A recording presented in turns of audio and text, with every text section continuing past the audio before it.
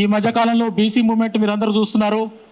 BC movement ఉవ్వెత్తున లెగుస్తున్న సందర్భంలో బీసీలకు ఒక పార్టీ కావాలి, బీసీలకు ఒక వేదిక కావాలని అందరూ ప్రజా సంఘాలు కానీ బీసీ కుల సంఘాలు కానీ అందరూ అనుకొని ఉద్యమానికి సమాయత్తమవుతున్న తరుణంలో వెలమ నాయకురాలైనటువంటి జాగృతి నాయకురాలైనటువంటి కవిత తమ కోపాన్ని అక్కసును క్యూ న్యూస్ కార్యాలయం మీద ఎల్లగక్కడం చాలా దారుణం.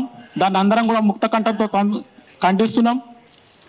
ఎమ్మటే ఈ రాష్ట్ర ప్రభుత్వం తగిన చర్యలు తీసుకోవాలని ఈ వేదిక ద్వారా మేము కోరుతున్నాం.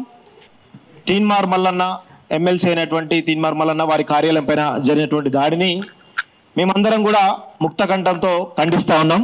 ఇది తీన్మార్ మల్లన్న అనేటువంటి ఒక బీసీ వ్యక్తి పైన దాడి ఇది మొదటిసారి కాదు.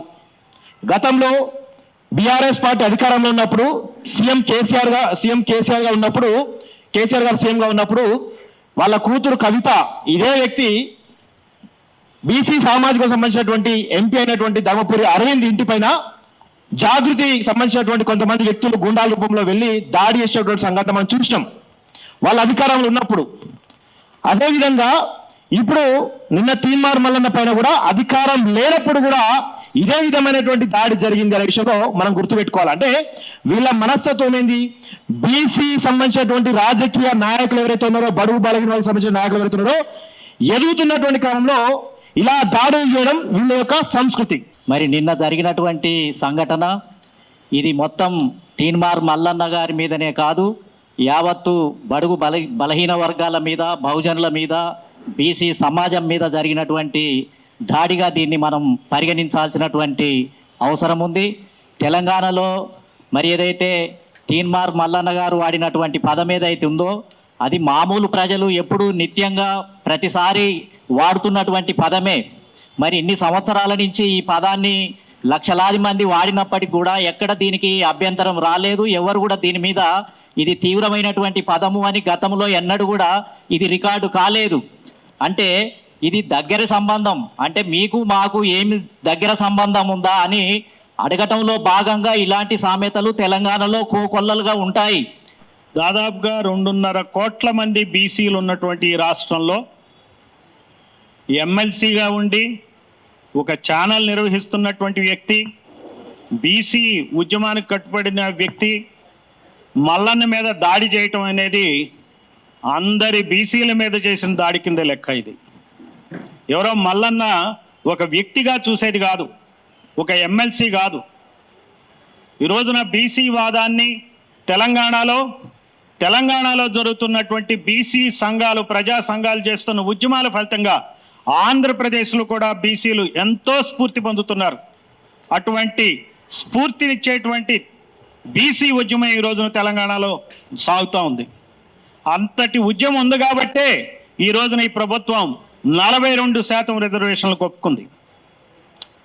ఈ సందర్భంగా ఒక బీసీ నాయకుడిని చడి చప్పుడు లేకుండా ఎటువంటి రిప్రజెంటేషన్స్ కానీ, ఏ రకమైనటువంటి మాటలు, ఏ రకంగా సమాచారం లేకుండా దాడి చేయటం అనేది చాలా గర్హనీయమైనటువంటి విషయం.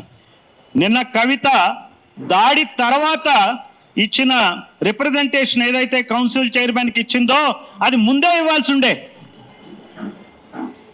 ముందే ఇచ్చి న్యాయం జరగకపోతే అప్పుడు చూడాలా. కానీ ఇది ఎట్లున్నదంటే ముందు కొట్టి తర్వాత మాట్లాడతాం అంటే లెక్క లేనితనమే ఇదంతా. ఈ రోజున వెలమలు ఈ రాష్ట్రంలో ఉంది 1,02,000 మంది. ఈ 1,02,000 మందికి 13 మంది ఎమ్మెల్యేలు ఉన్నారు. అదే 2.5 కోట్ల మంది ఉన్న బీసీలకి ఉన్న ఎమ్మెల్యేలు కేవలం 19 మంది.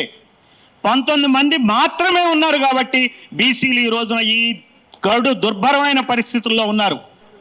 మనం చూసినట్లయితే 2-3 ఇయర్స్ నుంచి ఈ ప్రెస్ మీద అటాక్ జరగడం ఎక్కువ అవుతుంది. అందులో ముఖ్యంగా బీసీలకు సంబంధించిన ఎవరైతే జర్నలిస్టులు ఉన్నారో వాళ్ళ మీద అటాక్ చేయడం సాఫ్ట్ టార్గెట్స్గా తయారయ్యారని కూడా చూడొచ్చు. ఇంతకుముందు రగన్న మీద కానివ్వండి, తెలుగు వెలుగు రగన్న మీద కానివ్వండి, ఇప్పుడే మాట్లాడిన కాళోజీ టీవీ శ్రీనివాసన్న మీద కానివ్వండి, ఇప్పటికి రెండోసారి తీన్మార్ మల్లన్న గారి మీద కానివ్వండి, వీళ్ళందరూ కూడా బీసీ జర్నలిస్ట్ అనగానే సాఫ్ట్ కార్నర్గా వాళ్ళకి దొరికినట్లుగా చూస్తున్నాం. సో దీనికి ఈ లా అండ్ ఆర్డర్ అసలు ఉందా, ఈ రాష్ట్రంలో లా అండ్ ఆర్డర్ ఉందా అన్నది ఒక క్వశ్చన్ మార్క్గా ఉంది.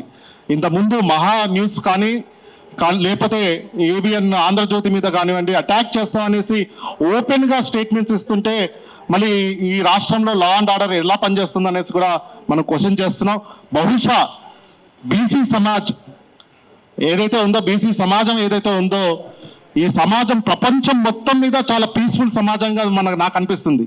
లా అబైడింగ్, కాన్స్టిట్యూషనల్ ప్రిన్సిపల్స్కి అబైడ్ చేసుకుంటూ ఎంత రెచ్చగొట్టినా అటాకులు చేస్తున్నా కూడా తిరగబడకుండా వైలెంట్గా కాన్స్టిట్యూషన్ని ఒబే చేసుకుంటూ ఇలాంటి ప్రెస్ మీట్స్ చేస్తున్నాం.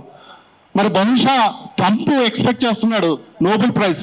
ఆ నోబెల్ ప్రైజ్ ఏదో ఫస్ట్ బీసీ సమాజానికి ఇవ్వాలి. అంత పీస్ఫుల్గా మూమెంట్ని చేసుకుంటున్నా కూడా, డెమోక్రటిక్ ఫార్మ్స్లో నడుపుతున్నా కూడా, మాకున్న మీడియాలో మేము మాట్లాడుతున్నా కూడా మా మీద అటాకులు చేస్తున్నారు. మమ్మల్ని తంతున్నారు అంటే తంతరు తనిచ్చుకోవాలి, తప్పదు కదా. మరి అంటే నేను ఇది రైట్ ఆర్ రాంగ్ ఏం మాట్లాడినన్న కాంటెస్ట్లోకి వెళ్ళట్లేదు. భవిష్యత్తులో ఇంతకు ముందైనా భవిష్యత్తులో అయినా ఇంకా ఎవరైనా మిమ్మల్ని తిట్టే పరిస్థితి వచ్చిందనంటే, ఇప్పుడు అధికారంలో ఉన్న వాళ్ళని తిడుతున్నారు అని అంటే ఈ లాంగ్వేజ్ని తెలంగాణకి పరిచయం చేసిందే మీరు. సో ఫస్ట్ మీరు తెలంగాణ ప్రజలకి క్షమాపణ చెప్పిన తర్వాత అడగండి మమ్మల్ని ఎందుకు ఇట్లా మాట్లాడుతున్నారు అని. సో అంతవరదాకా మీకు ఈ విషయం మీద మాట్లాడే అర్హత లేదు. ఖచ్చితంగా భాష సంస్కరించబడాల్సిందే పాలిటిక్స్లో. ఇప్పుడు ఇదే మల్లన్న మీద మీరు దాడి చేశారు, ఆయన ఆఫీస్కి వెళ్ళి దాడి చేశారు. అదే ఇంకొకరు అయి ఉంటే, ఇంకొక వేరే బాగా డబ్బులు ఉన్నోళ్ళు, బాగా ఇన్ఫ్లుయెన్స్ ఉన్న వ్యక్తులు ఇదే రకంగా మీ మీద మాట్లాడుంటే ఇదే రకమైన దాడి చేసేవాళ్ళ? ఒకవేళ దాడి చేస్తే మీరు పోయిన వాళ్ళు బతికేవాళ్ళ? సో ఈ అంశాలు మీరు పరిగణలోకి తీసుకొని మాట్లాడాలా. ఇప్పుడు బలైపోయింది ఎవరు? ఆ మధ్యలో వెళ్ళిన వాళ్ళంతా మళ్ళా ఎస్సీ ఎస్టీ బీసీలు అంతా అమాయకులే పాపం. వాళ్ళు ఇప్పుడు భయపడుతున్నారు కేసులు పెడతారేమో అని. పెడతారేమో అక్కడ, ఎందుకంటే సీరియస్ అఫెన్సెస్ ఉన్నాయి. కానిస్టేబుల్ మీద, ఆయన గన్మెన్ మీద దాడి చేసిర్రు, అన్నీ ఆడ పగలగొట్టిర్రు, సో నానా బీభత్సం చేసి వచ్చారు. సో కాబట్టి క్రిమినల్ అఫెన్సెసే ఉంటాయి. అందులో గాల్లోకి కాల్పులు జరిపారు. సో అదొక లా అండ్ ఆర్డర్ ఇష్యూ లాగా క్రియేట్ అయి ఉన్నది.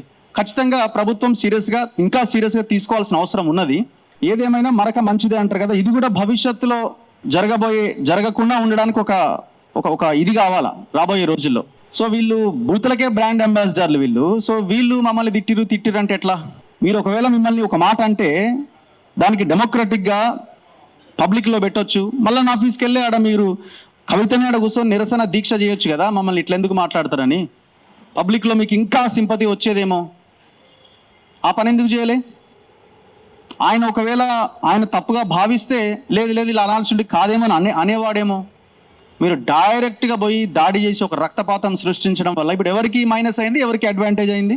ఇప్పుడు ఆయన పక్షాన ఇంతమంది వచ్చి మాట్లాడుతున్నారు, ఇంతమంది వచ్చి నిలబడ్డారు. మీ పక్షాన ఎవరున్నారు చెప్పండి? కవిత మంచి పని చేసిందని అంటారా? రేపొద్దున ఆ కాల్పుల్లోనో లేకపోతే ఆ దాడిలోనో మీకు సంబంధించిన వాళ్ళు ఎవరైనా ఒకరు చనిపోతే మీ పొలిటికల్ కెరీర్ కొలాప్స్ అయి ఉండేది కదా. అందుకే ఆమె భయపడ్డది. మీరు ఆమె ప్రెస్ మీట్ మాట్లాడింది చూస్తే లాస్ట్లో ఏదో అగ్గిరవ్వ బుగ్గిరవ్వ అనేది ఒకటి మాట్లాడింది, కానీ ఆమె టోటల్ డిఫెన్స్లోనే ఉన్నది, ప్లాన్ బెడిసి కొట్టింది. సో అందుకే ఫస్ట్ మీరు సంస్కరించబడాలి. ఫస్ట్ మీరు మీ ఫ్యామిలీ సంస్కరించబడిన తర్వాత యువతల వాడి గురించి ఆలోచించండి. అంతవరదాకా మీకు ఆలోచించే అర్హతే లేదు. ఈ రాష్ట్రానికి ముఖ్యమంత్రి అయినటువంటి రేవంత్ రెడ్డి గారు ఏం చేస్తున్నారు?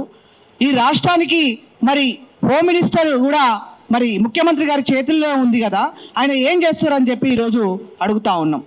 అసలు వాళ్ళకు అంత ధైర్యం ఎక్కడ వస్తూ ఉంది? అధికారంలో లేకపోయినా కూడా మేము దాడులు చేస్తాం, అధికారంలో ఉన్నా దాడులు చేస్తాం, మాకు ఎవరైతే వ్యతిరేకంగా మాట్లాడతారో, మాకు ఎవరైతే ప్రశ్నిస్తారో వాళ్ళని మేము చంపేస్తామనే ఒక పద్ధతిలో వాళ్ళు చేస్తున్నటువంటి దీన్ని చూస్తే ఇవాళ తెలంగాణ సమాజం అంతా కూడా ఒకసారి ఆలోచన చేసే అటువంటి పరిస్థితికి వచ్చారు. ఇవాళ ఏదేమైనప్పటికీ మొన్న మహా న్యూస్ మీద మరి కేటీఆర్ గారి అనుచరులు దాడి చేస్తే, నిన్న క్యూ న్యూస్ మీద కవిత గారి అనుచరులు దాడి చేసిండ్రు. మరి కేసీఆర్ గారు ఏం చేస్తూ ఉన్నారు?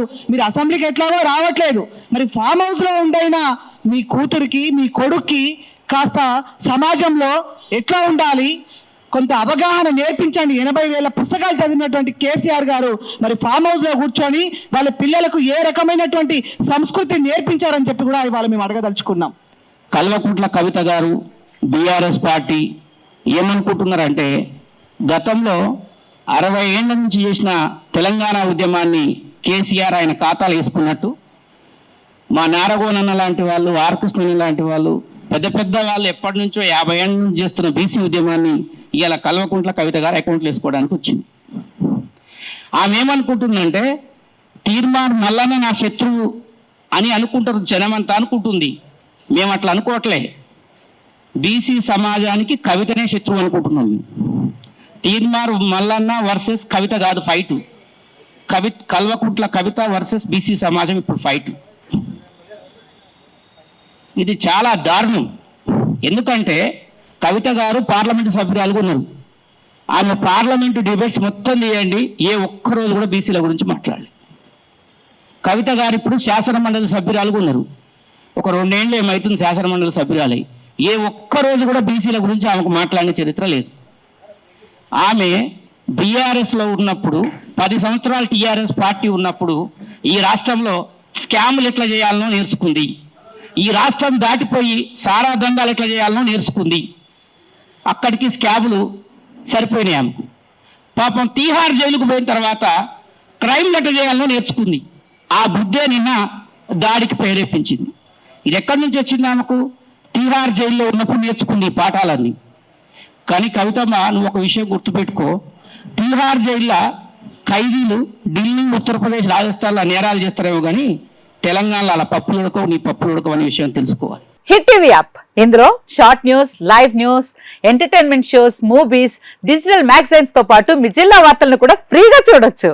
ఇంకెందుకు ఆలస్యం, వెంటనే హిట్ టీవీ యాప్ ని డౌన్లోడ్ చేసుకుని ఫ్రీగా ఎంటర్టైన్మెంట్ పొందండి. Hit TV app, hit TV app, please download hit TV app. Hit TV app ని ఫ్రీగా డౌన్లోడ్ చేసుకొని ఎంజాయ్ చేయండి. మీకు నచ్చిన ఎంటర్టైన్మెంట్ కోసం హిట్ టీవీ యాప్ ని ఫ్రీగా డౌన్లోడ్ చేసుకుని ఎంజాయ్ చేయండి. హిట్ టీవీ యాప్ ని డౌన్లోడ్ చేసుకుని ఆస్వాదించండి, ఆశీర్వదించండి. ఇంతమంది సెలబ్రిటీలు హిట్ టీవీ యాప్ ని డౌన్లోడ్ చేసుకోండి అని చెప్తున్నారంటే ఎంత మంచి యాప్ ఆలోచించండి.